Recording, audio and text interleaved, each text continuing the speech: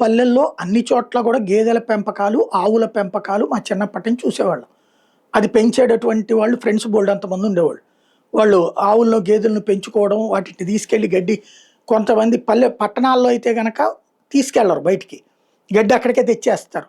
పచ్చగడ్డి, ఎండుగడ్డి అమ్మేటటువంటి వాళ్ళు ఉంటారు. లారీల్లో ఇదివరకు వచ్చేవాళ్ళు. ఇప్పుడు కూడా ట్రాక్టర్లలో వస్తుంటారు. అయి కొని వేస్తా ఉంటారు. కుడితి వేస్తారు. అట్లాగే తౌడు పెడతారు. ఆ తర్వాత పాలు పిండుతారు. పొద్దున ఒకసారి, సాయంత్రం ఒకసారి అయి తీసుకెళ్ళి చుట్టూతా ఉన్నటువంటి ఖాతాదారులకు ఇస్తారు. ఇంకా మిగిలిపోతే గనక దీనికి పంపిస్తారు. పాల కేంద్రానికి. ఇయన్నీ జరిగాయి. క్రమంగా పిల్లలు అంటే ఇదివరకు తల్లిదండ్రులు గేదెల్ని కాసేవాళ్ళు. అంటే గేదెలు వాళ్ళు వ్యాపారం చేసుకుంటూనే గేదెలను పెంచుకోవడం అనేది ఒక అదనపు వ్యాపారం కింద ఉండేది. ఇప్పుడొచ్చేటప్పటికి అలా గేదెల్ని పెంచే ఓపిక ఎవరికీ లేదు. వ్యవస్థ అంతా కూడా దెబ్బతినేస్తుంది. 100కి 40% గేదెల పెంపకం తగ్గిపోయింది ఈ దేశంలో. పట్టణాల్లో 100కి 65-70% తగ్గిపోయింది.